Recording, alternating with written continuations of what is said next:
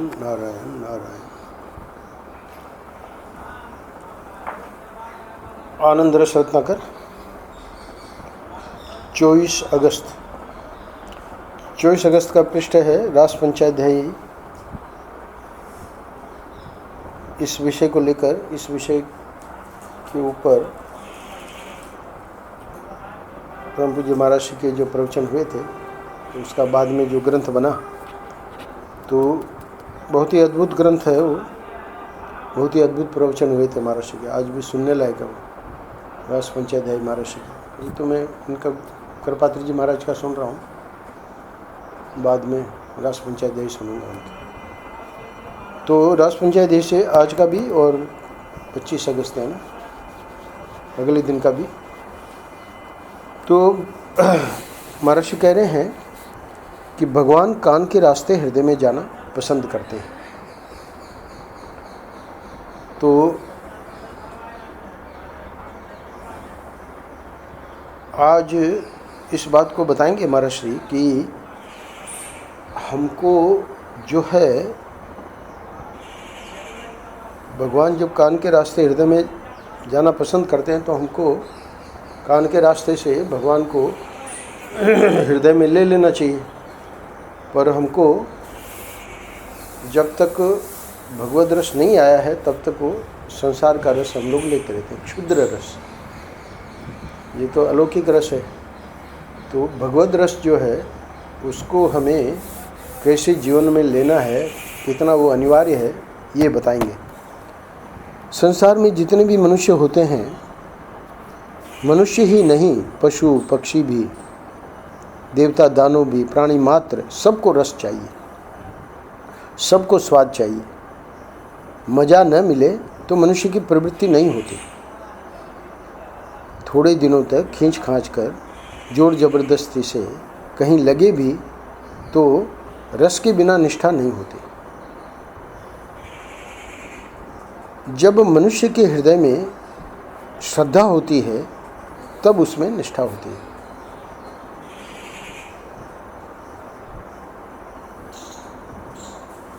मनुष्य के हृदय में जब लालसा होती है, तब प्रयत्न होता है।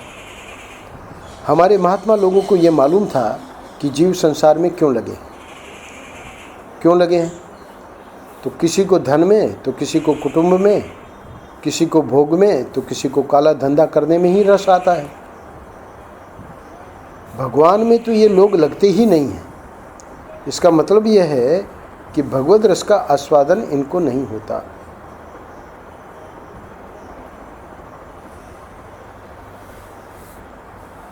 सुरेंद्र भाई के भाई को, सुरेंद्र भाई ने भी और लोगों ने भी बहुत मना किया, नहीं माने वो। क्यों? क्योंकि महाराज कह रहे हैं ना, जो गलत काम है उसी में ही रस आता है। तो सुरेंद्र भाई के भाई की बात नहीं है, हम सब लोगों की बात है। कोई धन में, तो कोई कुटुंब में, तो कोई भोग में, तो कोई काला धंधा करने में। परम जी महाराज कहना ये चाह रहे हैं कि भगवान में तो ये लोग लगते ही नहीं हैं।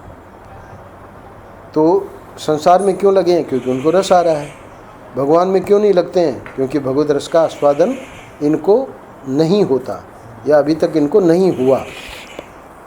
कहावत है, मतलब बड़ी प्रसिद्ध वो ये है चौपाई, राम कहने का मज़ा जिसका जुबां पर आ गया, मुक्त जीवन हो गया, चारों पदार्थ पा गया। तो ये जुबां पर राम कहने का मज़ा आ गया, तो उसकी तो बात ही क्या है, पर वो आवे कैसे, इसके लिए अब आगे बताएंगे। जैसे तुम्हारे मन में धन, स्त्री, पुरुष अथवा भोग की वासना है, इसी तरह चित्त में भगवान की वासना उत्पन्न करो। तो ये जो है, व्यक्ति कह सकता है कि ये तो धन, स्त्री, पुरुष अथवा भोग की वासना, ये तो हमने बिना उत्पन्न किए ही आ गई, है ना। और आप इसके लिए कह रहे हैं कि इसको उत्पन्न करो, है ना। तब वहाँ भगवान ने समझाया है उसमें, गीता में, क्योंकि स्वामी रामानंद जी समझा रहे थे, अर्जुन को कहा कि देखो तुम अपना मन मेरे में लगा दो, है ना। तो अर्जुन ने कहा कि भाई हम मन कैसे लगाए, मन तो ऐसी कोई चीज़ है नहीं कि जिसको लगा दिया, है ना, ऐसे थोड़ी मन लग जाता है। तो भगवान ने कहा देखो अर्जुन, तूने जो है जब छोटा था, है ना, तो खिलौने में मन लगाया कि नहीं लगाया? बोले लगाया। बोले बड़ा होने पे तूने, है ना, फिर बाद में पढ़ाई में मन लगाया कि नहीं लगाया? बोले लगाया।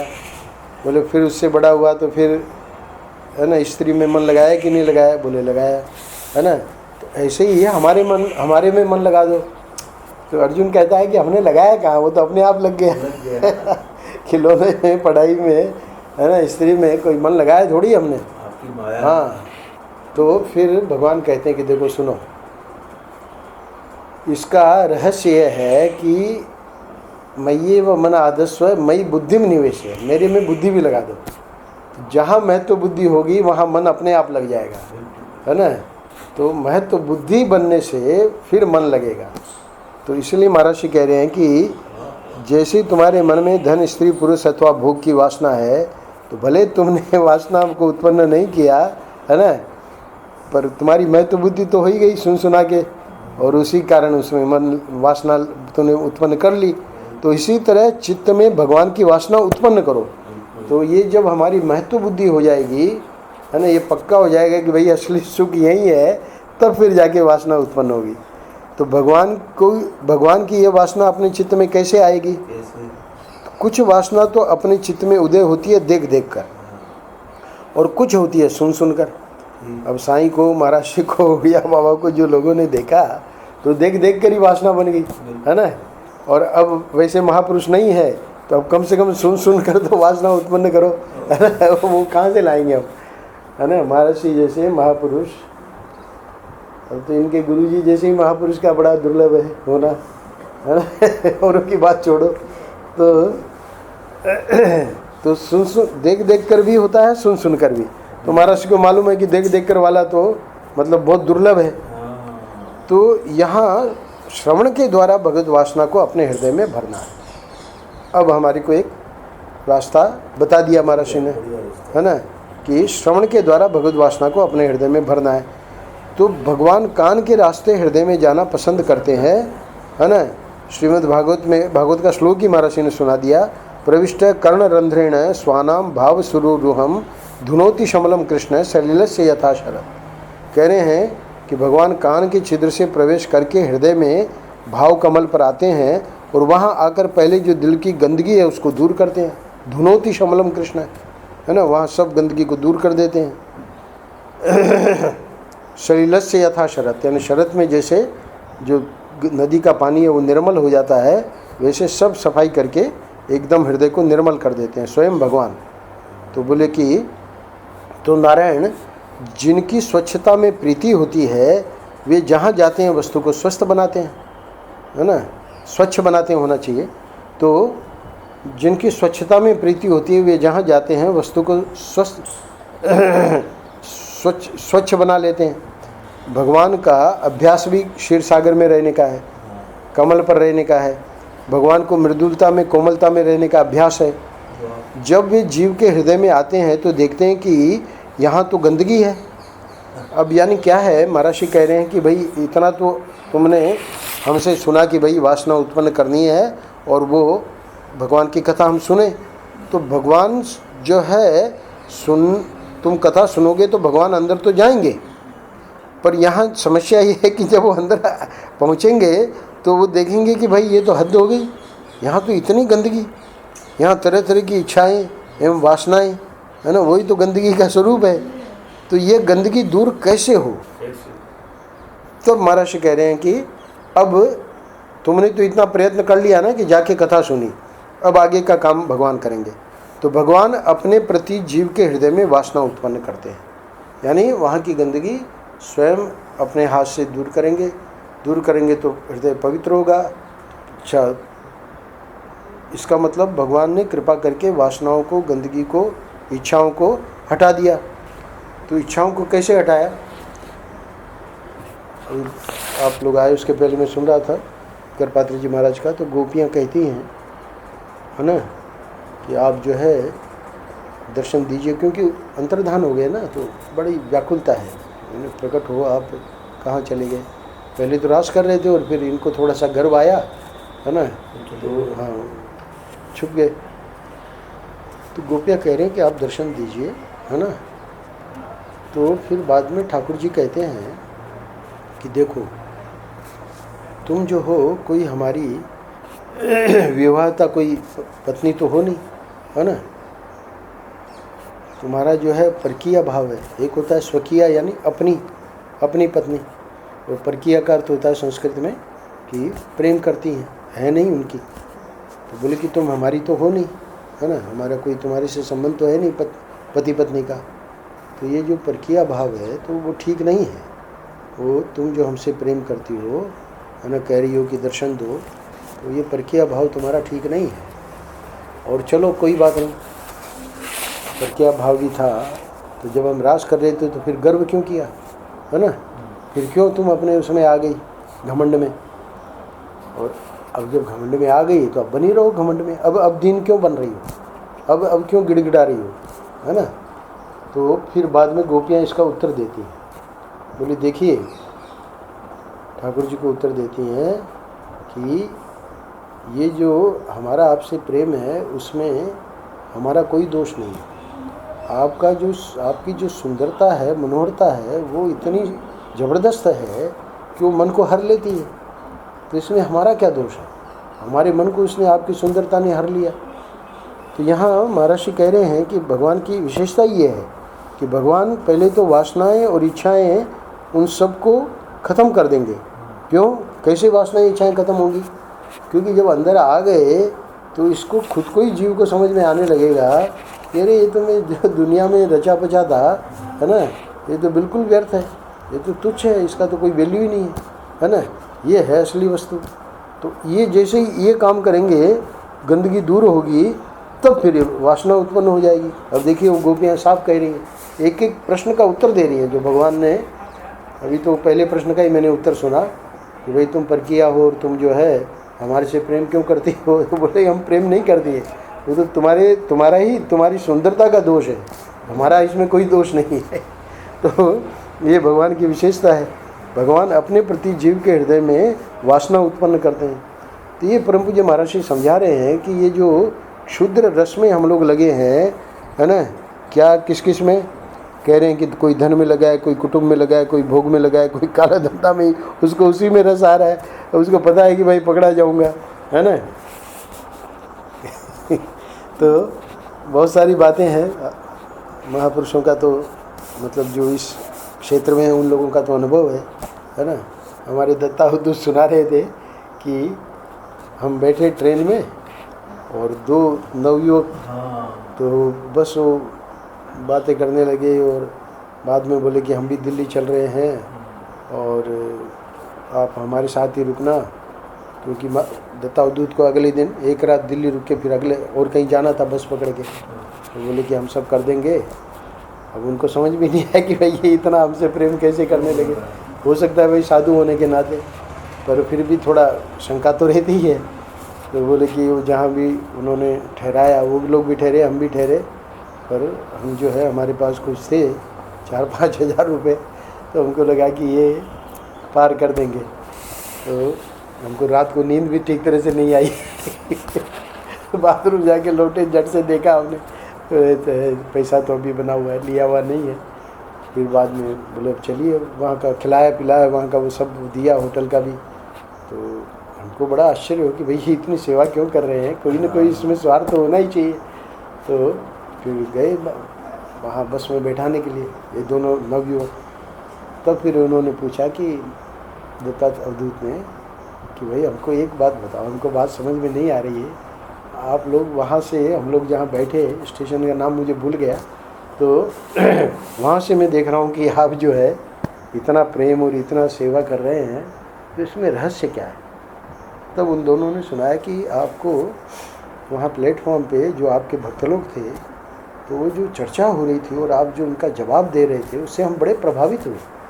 हमारे हृदय में भी ये सब प्रश्न तो है, पर हमको आज तक कोई ऐसा महापुरुष नहीं मिला कि इतना बढ़िया जवाब। दत्ता अवधूत तो आप दोनों ने देखा ही है, तो बड़े विलक्षण हैं। तो बोले तब से फिर हमने निर्णय कर लिया। तो बोले कि भले आदमी बता तो देते। हम तो पूरी रात टेंशन में रहे, है ना। तो ये क्या है कि जो जितने ये रस है, धन में, कुटुंब में, भोग में, काला धंधा करने में, है ना, तो इसमें रस आता है। अच्छा, उसमें रस में रस के साथ साथ उनको पता है इसमें खतरा भी है, और वो खतरे को भी, है ना, जान हाथ में लेके, जान हथेली पे लेके और ये सब काम करते हैं।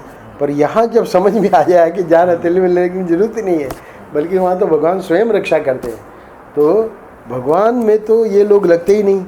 तो इसका मतलब ये है कि भगवद रस का आस्वादन इनको नहीं होता। तो अब इस पृष्ठ में, यानी 24 अगस्त के पृष्ठ में महर्षि ने सूत्र दे दिया कि रस उत्पन्न होगा देख देख के अथवा सुन सुन कर। तो देख देख कर किसी को बहुत सौभाग्यशाली है, उनके सद्गुरु अगर हैं, है ना, शरीर में, तो उसको तो देख देख कर ही आनंद आ रहा है और सुन भी रहा है, दोनों काम हो रहे हैं। और समझो कि, है ना, सद्गुरु ने लीला स्मरण कर ली तो ठीक है, उनका श्री विग्रह, उनका जो, है ना, चित्र है, उनका वीडियो, और साथ में उनको सुनना, है ना, ये पढ़ के भी हम सुन ही रहे हैं महर्षि को।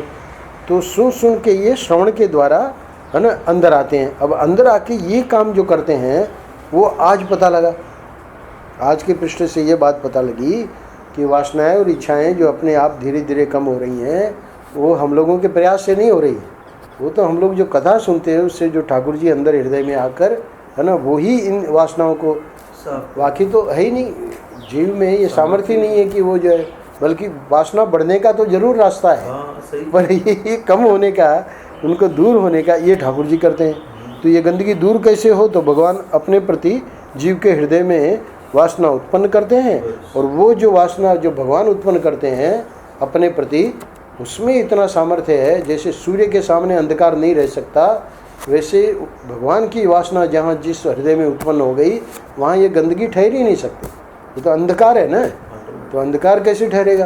तो वो अपने आप ही अरे महाराज पहले तो आप बड़ा क्रोध करते थे, आजकल ये क्या हो गया। भाई सत्संग करते हैं, गोपालगढ़ जाते हैं, आप क्या समझते हो। तो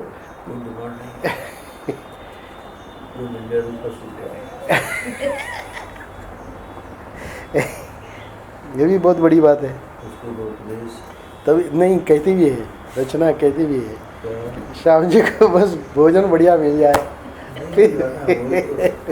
नहीं, आप जो इतने आनंद में रहते तो हमको लगता है मिलता तो है। ये गंदगी दूर कैसे होती है, बोले कि भगवान आप अपने प्रति जीव के हृदय में वासना उत्पन्न करते हैं। तो भगवान देखिए भोग्य भी बनते हैं और भोक्ता भी। तो महर्षि ने इसको बड़ा समझा रखा है ना। तो बोले आज कृपात्री जी महाराज समझा रहे थे, क्योंकि गोपियाँ कह रही हैं कि आप हमारे, मतलब भगवान हमेशा भोगता रहेगा ना, जीव भोग्य रहेगा, तो भगवान को कह रही हैं गोपियाँ कि आप हमारा भजन करिए, है ना। तो बोले ये उल्टी बात कैसे कह रही है ना, आप हमारा भजन करिए। तो सखे शब्द है वो श्लोक में, मूल श्लोक में ही सखा कह के बुला रही है। तो बोले सखा में कृपात्री जी महाराज ने समझाया कि ये सामर्थ्य है, क्योंकि श्रीदामा और कृष्ण और ये सब लोग बालक जो है ग्वाल बाल जब खेलते थे तो कई बार श्रीदामा हार गए, तो घोड़ा बनना पड़ा। कृष्ण उसके ऊपर सवारी करके चल रहे। अब एक बार ऐसे हुआ कि कृष्ण हार गए, तो बड़ी आनाकानी करे कि नहीं मैं घोड़ा नहीं बनूंगा। बोले घोड़ा बनना पड़ेगा, है ना। तो ये क्या है, ये भगवान को, अनंत कोटि ब्रह्मांड नायक को घोड़ा बनाना, है ना, तो ये सखा ही कर सकता है। तो घोड़ा बने भगवान। तो बोले कि बैठ गए दामा जी ऊपर और चुटिया पकड़ ली और एक लता की लगाम बना ली, है ना, किट किट किट किट तो भगवान घोड़ा बने हुए हैं और ये अपना सखा जो है। तो इसलिए ये सखियाँ कह रही हैं गोपियाँ कि आप हमारा भजन करिए, है ना। तो आप हमारा भजन करिए का मतलब यही है कि आप हमारी सखा हैं, तो आप हमारा भजन करिए का मतलब कैसे, यानी आप छुप गए हैं ना, तो आप कैसे हमारा भजन करेंगे। तो बहुत बढ़िया समझा है। बोले कि ये जो शेष है ना, तो शेष क्या करता है कि भगवान का भोग्य बन जाता है। कैसे बन जाता है, भगवान शेषी है ना, तो शेषी है मतलब जैसे सिंहासन बनना, छत्र बनना, ये सब जो है ये भगवान का भोग्य बन गया। तो देखिए सैया बन जाता है, उसमें भगवान सोते हैं, छत्र बन जाता है ना, अपने फणा से। तो उसके, तो ये तो ठीक हो गया, है ना। पर यहाँ जो उल्टा कह रही हैं गोपियाँ, उसका क्या अर्थ है? उसका अर्थ ये है कि आप जब हमको अपना स्वरूप प्रकट करोगे, है ना, तो उस स्वरूप को प्रकट करके ही आप हमारा भजन कर पाओगे। मतलब हमको ये जो आपकी विरह है, सता रहा है, वो विरह जब कम होगा, है ना, तो कैसे कम होगा? आपके प्रकट होने से। ऐसे करके बहुत बढ़िया समझा है। तो भोग्य जो है भगवान को बनाना, ये अहम अन्नम अहम अन्नम अहम अन्नम, एक मतलब ये उपनिषद का भी मतलब श्रुति भी वहाँ सुनाई। तो श्रुति में कह रहे हैं मैं अन्न बनूं, मैं अन्न बनूं, मैं अन्न बनूं। तो मैं अन्न बनूं, मैं अन्न बनूं, मैं अन्न बनूं, ये तो ठीक है, हाँ, अहम अन्नम अहम अन्नम अहम अन्नम, यानी भगवान जो है हमारा भोग करे। पर अहम अन्नाद अहम अन्नाद अहम अन्नाद, है ना, मैं अन्न का भोग करूं, तो तुम भगवान का भोग कैसे करोगे? भगवान तुम्हारे भोग्य बन जाएंगे क्या? बोले हाँ, भगवान जो अपनी सुंदरता प्रकट करेंगे, है ना, तो वो तुम्हारे भोग्य बनेंगे। भगवान जो तुम्हारे अपने नख मणि का जो उनका प्रकाश है ना, उसको प्रकट करेंगे, तो भगवान तुम्हारे भोग्य बन गए। मतलब भगवान भोग्य बन गए, और जो सेवक है, जो शिष्य है, जो भक्त है, वो भोग कर रहा है। भगवान भोग्य बन गए अपनी सुंदरता को दिखा के, अपने नखमणि को, अपने पीताम्बर को, अपने रसास्वादन जो दे रहे हैं। कल जो महर्षि ने 5 बातें बताई ना, बंसरी और स्पर्श और, है ना, ये सब जो है पांचों के पांचों चीज़ें, शब्द स्पर्श रूप रस गंध, वो भगवान जो है देकर और जीव का, भक्त का भोग्य बनते हैं। बड़ी विचित्र बात है। तो इसलिए भगवान अपने प्रति जीव के हृदय में वासना उत्पन्न करते हैं। तो ये वासना उत्पन्न करने का जो महापुरुषों ने बड़ा इसमें गंभीर, शास्त्रों में बड़ा गंभीर अर्थ निकाले हैं। तो आज वाले मतलब 24 अगस्त के पृष्ठ में इतना स्पष्ट हो गया कि ये जो क्षुद्र वासना है संसार की, वो तो कुछ भी नहीं है ठाकुर जी की वासना के सामने। क्योंकि ठाकुर जी इतना बड़ा काम कर रहे हैं ना। हमारी जो ये इच्छाएं और वासनाएं, जिसके कारण हम बिना मतलब दुखी होते हैं, है ना। अब ये काला धंधा वाला, अब बेचारे को जेल में जाना पड़ा, है ना, पकड़ा गया। तो खैर वो तो काला धंधा नहीं, दूसरी कोई ऐसी गलत चीज़ थी, वो कर रहा था। तो बाद में महर्षि कृपा से छूट गया, भजन कर रहा है। तो वो ले गए हमको घर पे भी 3 साल पहले जब हम बड़ौदा गए थे। तो अब तो सिवाय महर्षि के कोई दूसरी बात ही नहीं करता, है ना। इतना मतलब परिवर्तन आ गया महर्षि। और क्या हुआ, परिवर्तन कैसे आया? वो जेल में किताबें मंगाई महर्षि की, जेल में पढ़ता था, है ना। कि वहाँ एकांत मिल गया ना, और कुछ दूसरा कुछ काम नहीं था। तो अब ये बात स्पष्ट हो गई कि कैसे भगवान अंदर जाके और वो सब वासनाएं, है ना, गंदगी दूर कर देते हैं। वही व्यक्ति आज सुरेंद्र भाई इतना भजन नहीं कर सकते जितना वो कर रहा है। बिल्कुल उसका जीवन परिवर्तन हो गया। तो ये भगवान कैसे करते हैं, ये बिल्कुल वहाँ ज्वलंत दृष्टांत है। तो अब महर्षि कह रहे हैं जैसे हम लोग क्या करते हैं, सुबह शाम भगवान को हाथ जोड़ लिए, है ना, नाम ले लिया। बोले कि ये दूसरी बात है ना, इसमें कोई ज़्यादा गंभीरता नहीं है। भगवान के संयोग से रस लेना तथा भगवान के वियोग में दुखी होना, ये दूसरी बात है। संयोग में जो उसको आनंद आ रहा है, अभी ये महापुरुष लोग ये जो घर पे बुलाते हैं महात्माओं को, इंद्रवदन भाई चौकसी का मैंने वहाँ प्रेरक प्रसंग में भी वो लिखा है। एक तो ऐसी बात हुई कि सूरत में महर्षि का मुश्किल से 2.5 दिन का था प्रोग्राम, और उसमें भी फिर हमारे जिसके जिम्मे था कि भाई तुमको प्रोग्राम बनाना है, किसके घर जाना है, किसके घर क्या करना है, तो प्रत्येक बुद्धान जी ने लिस्ट बना ली, क्योंकि बहुत सीमित समय था। और जो भी महर्षि के स्वास्थ्य के हिसाब से जो नज़दीक घर थे, अब इंद्रवदन का भाई का घर बहुत दूर था, हालांकि वो अनन्य भक्त है महर्षि के, पर उनका लिस्ट में नाम नहीं था। खैर महर्षि कुछ बोले नहीं, और फिर महर्षि ने वैसे पूछ जरूर लिया कि भाई क्यों बात है, उनका क्यों नहीं नाम है। बोले कि बहुत दूर है। तो फिर महर्षि ने एक दिन सुबह कहा कि आज वहीं चलेंगे, मतलब जो कार्यक्रम है उसको काटा भी नहीं। तो बोले वहाँ के बाद वहाँ चलेंगे। तो वहाँ खबर कराई, खबर कराई तो वो लोग तो मार इतनी खुशी में, और है ना, उनको तो क्योंकि उनको पहले से पता लग गया कि भाई नहीं, पता लग गया कि नहीं आएंगे। तो अब जब ये पता लगा कि महाराज श्री ने स्वयं अपनी ओर से कहा है कि हम चलेंगे, तो उनकी तो कोई मतलब आनंद की सीमा ही नहीं थी। और हम लोग गए, महाराज श्री बैठे, सत्संग हुआ, सब हुआ, और फिर जब लौट आए तब उन्होंने फिर खबर करी, मतलब हम लोगों को, महाराज श्री को नहीं, कि भाई बहुत गलती हुई, हम जो सब आरती वारती करनी थी खुशी में हम सब भूल गए। तो इतनी खुशी होती है। तो कह रहे हैं कि देखो, भगवान के संयोग में रस लेना तथा भगवान के वियोग में दुखी होना। अब वो जब उनको पता लगा कि महाराज नहीं आएंगे, सब दुखी हुए पड़े थे, तो महाराज ने समझ लिया कि भाई वो लोग दुखी है ना, तब जाके उन्होंने महाराज ने कृपा करी। तो ये दूसरी बात है। और आस्तिक होना, भाई चलो हाँ महाराज आए हुए हैं, जाके अपना है ना प्रणाम कर लिया और चलो सत्संग में, है ना। वो हमारे जो जिनके यहाँ ठहरे थे मनु भाई, उनकी निंदा नहीं है, व्यक्ति की अलग अलग सोच होती है। तो महाराज श्री का शाम को उन्होंने ही सब अरेंज किया था किसी हॉल में सत्संग।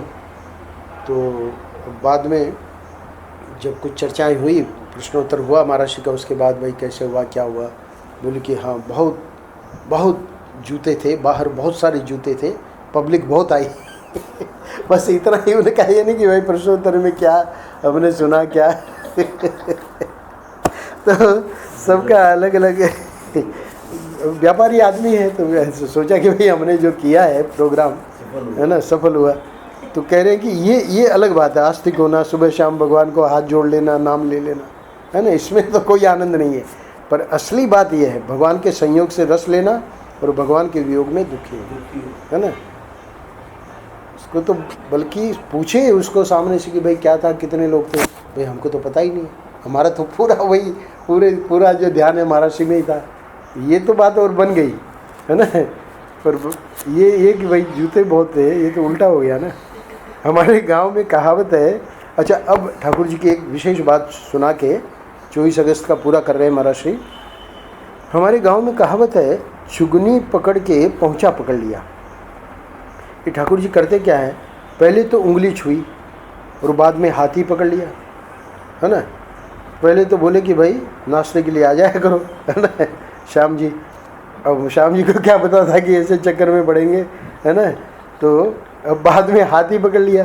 तो ये भगवान श्री कृष्ण, ये ग्वाला, इसकी पकड़ बड़ी ज़बरदस्त होती है। एक बार पकड़ ले तो छोड़े।